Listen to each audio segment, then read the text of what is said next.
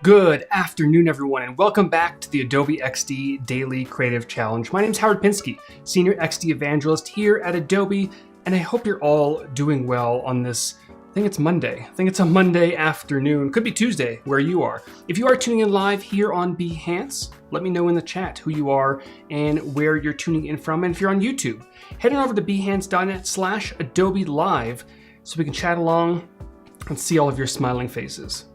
That's right, I can see all of you right there. You, not wearing pants, put some on. I'm just kidding, I can't see any of you. Maybe. Anyways, big hello to Umacorn and Ankita and Abir and Laura, Kunyang, and who else do we have in here? Akemi and Teddy. Great to see all of you. I see some familiar faces. I see some new faces. I see Ankita is it's 3:30 in the morning in India. I would be sound asleep at 3:30 in the morning, but I appreciate all of you who have stayed up or are waking up early to catch these challenges. And if you're watching later on the replay, great to see you as well. All right, we've got, let's see, Punta Cana. I've been there a few times. Great to see someone from Punta Cana, Netherlands and India and Egypt. Hey Sam, welcome. We've got Kelly from Savannah and Kayla from the Philippines, Chris Olson. Awesome, great to see all of you. All right, so another round of daily creative challenges is upon us, and I'm excited to kick this off. I haven't hosted in a while. I'm gonna be hosting for the next 2 weeks. I'm also gonna be hosting in March. So you're gonna be stuck with me for quite a while, but I'm excited. So let me explain a little bit about how these challenges work. Then we're going to take a look at some of these things. So, these challenges are 2 weeks, Monday to Friday, except the first Monday, which is today. It's more of a kickoff stream. And you get 9 challenges in total. And your goal is to just participate, learn something new, have fun with it, ask questions while I'm hosting. Join us in Discord, which I'll show you in a moment. And today's stream is more of a welcome kickoff stream to kind of go through what exactly the DCC is and to introduce you to this whole shindig. So let me go ahead and hop over to my screen. And this here, and I'm sure Sam might post this in the chat, the Daily Creative Challenge landing page. So head on over to behance.net/challenge/XD. We also run challenges on Illustrator and Photoshop. Sometimes we do it on Premiere, I believe. We have a lot going on. So if you just want to learn something new or you want to continue building up your skills in XD, Photoshop, Illustrator, Premiere, this is a perfect opportunity. So here's how it works. From February 1st, can you believe it's already February? I feel like 2021 just started and it's February. Until the 26th. That feels like a long time. Is that correct? Is it? I don't think that's correct. I don't know. We'll see. But for February 1st, 2 weeks from today, we are running 9 challenges. So tomorrow, you're going to get the first challenge in this set. And if you haven't pressed this big blue button at the top yet, definitely press the button so you're notified when new challenges are available. And every single day, Monday to Friday, except the first Monday, you are going to receive a challenge. You can join us in our community chat, which is powered by Discord. Hop over here. Last I checked, which was like a month and a half ago, we had over 55,000 designers in Discord. That's a lot of people, which is amazing. So hop in there. We got Johanna from Sydney. Ooh, that's exciting. I've never been to Sydney. Turkey and Mexico and Austria. Wow, all over the world. I love this. So hop in Discord. Have a good time. You can get information about the challenges. You can get some tips and tricks. You can see what's new in Adobe XD. And by the way, we're working on some fancy stuff. I'm going to show off one of the newer features in XD during today's stream, just as a fun side note. And I had a meeting not too long ago, last week, about some cool stuff coming up in the not too distant future. So stay tuned for that. And then, of course, over the course of the year, we have a lot more coming. And of course, we have Adobe Max towards the end of the year. There's always going to be something fancy or many fancy things at Adobe Max. So it's going to be a good year. Ask questions, share tips and tricks, or get tips and tricks. And if you're working on the challenges, hop into the current challenge channel. I always get that wrong. And there's a lot of people in here sharing their work, giving feedback. We have some amazing mentors. Chris Ken and Joss and Matt and Milky. I don't know how to pronounce that, but he's playing Overwatch, so he may not see this. Peter, and of course we've got some folks from Adobe as well. Cars, Tim, all these fun people. So hop in Discord, have a good time, watch us live. I am live at 2 o'clock Pacific every single day, Monday to Friday, not here on the weekends, but Monday to Friday I will be live. Again, we also have a great lineup of shows. Let me hop over the schedule just for a second. So we kick off the day at 8 o'clock with Paul Tranny and the new show. I haven't caught that yet, but I'm gonna watch that. Photoshop Daily Creative Challenge with Kathleen. Drawing and Painting with Spencer, great illustrator. Illustrator Daily Creative Challenge with Paul. Web Design with Jaslyn. And then me, the Adobe XD Daily Creative Challenge. All right, back over here. And then finally, you can share your work and get feedback. Again, you can share it on Discord in the current challenge channel, or you can share it on Behance as well using the hashtag XD Daily Challenge. And then down here, this is where all of the challenges are going to unlock. Starting tomorrow, the first challenge, all the way until February 12th. So it looks like, yeah, this is not correct. I am not hosting until the 26th. I'm hosting until the 12th, and then I'll be back in March. All right, so that's the kind of the rundown of the challenges. And once the new challenges unlock right in this area here, you will be able to download the template. And we made some changes not too long ago where the template now just launches Adobe XD for you and you can just start working, which is wonderful. It's so seamless, it's fantastic. All right, so let me hop over to Adobe XD to show you what this template looks like. And this is kind of what you're gonna be getting. And this is actually tomorrow's template. And tomorrow, just as a spoiler, we're going to be designing a profile screen. And you know, I've done progressive challenges in the past where we're building upon the previous day's challenge. And this set of challenge is sort of in that realm, but it's not necessary to complete the previous day's challenges in order to progress through this challenge, these 9 challenges. It'll be all the same theme, and just to give you a little bit of a spoiler, we're going to be designing 9 screens for a social media based application. And I'm going to be designing for mobile, but of course, if you want to design for web or a watch or whatever it might be, have fun with it. Like I always say, if you're new to Adobe XD, feel free to follow along exactly what I'm doing in these challenges. But if you feel comfortable and you've got some skills, take it in different directions. It's going to be super fun. All right, chat finally showed up. Great to see you, Ruth. And Chris says the new show with Paul is great. I feel like everything Paul does is great. He's just fantastic. So this is what the challenge template for this round is going to look like. And ooh, look at that. I messed that up, didn't I?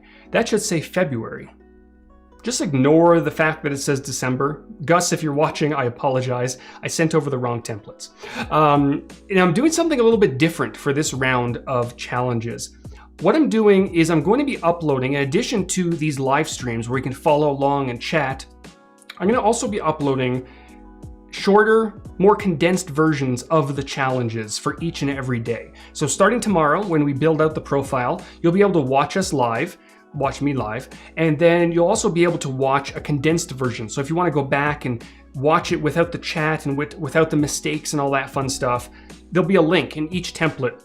You'll be able to copy and just paste it into your browser, and you'll be taken to my YouTube channel, youtube.com/HowardPinsky, and there'll be 9 of these videos in total, 1 each day. So if you want to follow along in a more condensed version, then you'll be able to do that. So I think that's going to be kind of fun, and I'd love to hear your feedback once you start watching some of these videos. Is this something that you want to see every single round of challenges? It's a lot of work, but it's a lot of fun, and I think it could be very beneficial. So in these templates, we have a bit of a challenge prompt, right?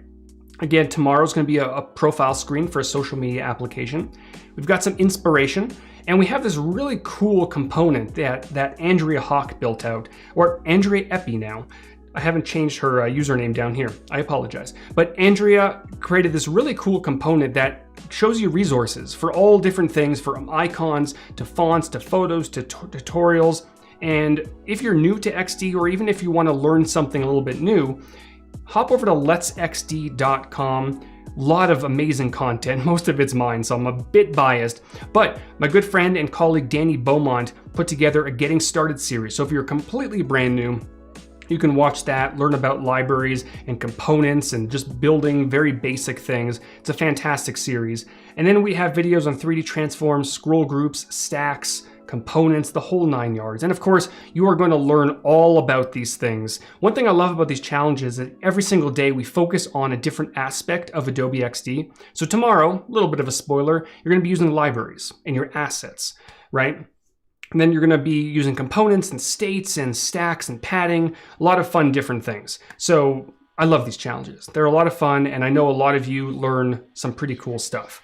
All right, so that is basically what the challenges are all about. Again, tomorrow, first day, you get your first challenge, but let's just go ahead and design something. And I'm going to be designing something that's in the realm of what we're going to be designing over the next 2 weeks. We're not going to be designing exactly what I'm going to show you. And some of you may have seen this on one of my live streams. And I'm going to showcase one of the newer features, which is animated dashes and gaps using Adobe XD. So let's go ahead and just design on this artboard. And you might pick up on some tips, even if you're not participating in these challenges. So on this screen, which in this case is not going to be a profile, it's more going to be like a fitness tracker, for example. I may want to show a user profile. I may also want to show maybe some progress rings that can kind of go in a circle. And maybe there's a few progress rings. And this is where that new feature is going to come through. So I'm going to start by creating a background. And there's a few ways you can create backgrounds. One, you can select the artboard, and then over within the properties inspector, you can change your fill color. So for this, we might want to go for a nice dark feel to this application. And some of this you're going to absolutely see over the course of the challenge. So I might be dropping a few hints here and there. Now, right up here, we might want a header of this particular user. So I'm going to grab the rectangle tool, and most of your tools for Adobe XD are on the left-hand side in your tools bar. So I'm going to grab the rectangle and drag one out just like that, right? We've got a rectangle. And what's nice about the shapes in XD, whether it's a rectangle or an ellipse or a polygon or a custom shape that you create with a path, is that you can use that as a mask. So if I hop over to Finder and into this folder here, I've got some wonderful looking neon shots that I grabbed from Adobe Stock. And I can just drag any directly onto a shape, and you're noticing it highlights in blue. So when you drop it in, boop, there we go. And there's the boop right over my face. There I am. So we've got an image inside of the shape. And then you're going to notice for rectangles and also polygons on the inside, you've got these little handles, right over here. That allows you to very quickly round out the corners. And Photoshop now has this as well. I think they stole it from us.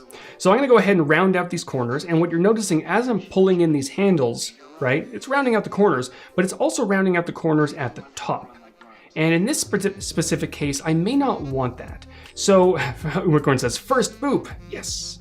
So what you can do in that case, you can either, within the properties inspector, click on this icon right here and adjust the corner radius individually, or you can hold down your Alt or Option key and drag it back in, just like that, right? And now we have a nice looking header image at the top of this page. So the next thing we might want is some sort of a container to show all this information that we're going to be creating. So what I'm going to do, I'm going to grab my rectangle one more time. And by the way, just to make sure everything is lined up, I can probably drag out some guides. So over to the left-hand side of an artboard or the top as well, you can just drag out a guide. Let's go for 32 pixels, possibly, maybe even 24. And then we're going to do 24 on the left as well. You've got all this contextual information at the top and also the side. And now what I can do is I can grab my rectangle tool, shortcut key R, and drag out a rectangle just like this. And I'm going to snap really nicely to the guides. And let's go ahead and round out the corners just a little bit, not as much as that header image. Let's go for 24 pixels. And then for this, what I'm thinking is because we have this nice, bright, colorful header image at the top, I may want to bring in some of that color. And this is another hint to something we're going to be doing throughout this challenge. Then again, I do this on almost all of my challenges, is we add a background blur. So what I'm going to do, I'm going to turn on a background blur down here at the bottom of the properties inspector. And it looks okay, right? But it doesn't look striking. So we're going to play around with the settings a little bit. The first setting we have is our blur effect or blur amount. So if I go ahead and crank this all the way up, It's gonna give us this nice diffused blur, right? Then we have our brightness. So if I drop this to about 0, we've got this nice dark box that looks pretty good, right? And I'm gonna go ahead and adjust the border, set the border to white, and then drop the opacity so it's a nice subtle border, right? Look at that. That's a nice looking border. Turn off my guides, and it's looking okay, right? But I don't want it blending in too much, right? We've got basically this black box on a black background. We do have a little bit of a border separating it, but I may want to brighten up this box just a little bit. So here's what you can do. What I'm gonna do is, under the fill section, I'm gonna change this to not a pure black, but I'm gonna bump it up just a little bit, right? Right about there. Now, when I did that, even though I change it to a red, nothing's really happening. And that's because the background blur is taking full effect of this particular shape. But down here at the very bottom of the background blur settings, we've got our effect opacity. And what's gonna happen is as I'm dragging this up, it's going to bring back some of the color from the fill, right? So as I'm increasing it, it kind of converts it. Obviously, if you go all the way up to 100%, it basically just gets rid of the background blur and defaults to your fill. So if I go to red, for example, and as I start increasing this, it's very slowly bringing back some of that red. Now, of course, I don't want red. Undo, there we go. So I'm gonna increase this just a little bit with that grayish color, right? And now I have a little bit of that gray box with some nice background blur right here at the top. It just looks kind of classy, right? And go ahead and press the play button at the top to see how this is looking. It's not looking too bad. Not great. I might actually drop the background, the artboard color to black. That's looking okay. There we go. All right, so we've got that looking pretty good. Now, right up here, we might want the actual user's profile image. So again, with the rectangle, and I always joke when I do these streams, I can probably go through the entire stream only using rectangles. Because even with a rectangle, you can round it out and now you've got a circle, right? All right, so I'm gonna round out the corners quite a bit more. Maybe I'll stick with 24. Of course, it looks a little bit more rounded than this shape here because it's a smaller shape, but I kind of like it. It's got a fun effect to it. And I'm gonna hop over to Finder. And over here, I've got some wonderful looking toy faces, and Sam possibly might have the link, but if you just Google toy faces, you're gonna find all of these. And I believe the last I checked, the whole entire set is like 10 bucks, and you have it's amazing. It's just colorful, diverse, it's just fantastic. And if you pay the artist, you can get your own toy face. That's me. I don't have my glasses on right now, but that's a Howard toy face. It's amazing. So I'm gonna drop Howard into here, and that looks great. I'm gonna go ahead and add a border. I'm just gonna add the border on the outside. And the reason I'm doing this is to create a little bit of separation between the toy face or my avatar and the shapes in the background. But also what I might wanna do is add another shape back there that's sort of a gradient. And this will indicate whether or not the user has a story, for example. So I'm gonna go ahead and duplicate this shape. And let's turn off the border in this case. And I'm going to set the fill from a solid color to a linear gradient. And let's go ahead, maybe the top color is gonna be this nice reddish pink. And the bottom color, we're gonna go for more of a purple, right? And we're gonna make sure in the layers panel to move this layer right behind my face. I'm gonna call this gradient. And I'm gonna make it a little bit larger. Now, what you're noticing here, right, is that even though this shape has a corner radius of 24 pixels, and this one in the foreground also has a corner radius of 24 pixels, because the one in the background is larger, visually it doesn't match up. So when you find yourself in a situation like this, you'll just want to play around with the corner radius until, again, visually it does match up. And what you can do is hit the play button at the top to see more of a zoomed out perspective of your design, and you can actually move it over to the side. So as you're designing, you can see the update in real time from a nice zoomed out look, right? But that looks pretty good. All right, so now right below, we might want the person's name. In this case, it is me. So I'll type that out. I'm gonna change the color to white. We'll go for, do we wanna go for Poppins? Yeah, we'll go for Poppins. I was considering Comic Sans just because, but we're not gonna do that. Poppins is great. I'm gonna go ahead and make this a little bit smaller by just dragging on this handle. Now I notice I am running out of time. So I'm gonna skip over a bunch of different things, and I wanna get very quickly to the progress circles, which is a fairly new feature in XD, being able to animate the dashes and the gaps. So I'm gonna grab a circle. I know I'm breaking away from the rectangle. Hold down Shift and drag out a perfect circle, just like that. Perfect, looks good.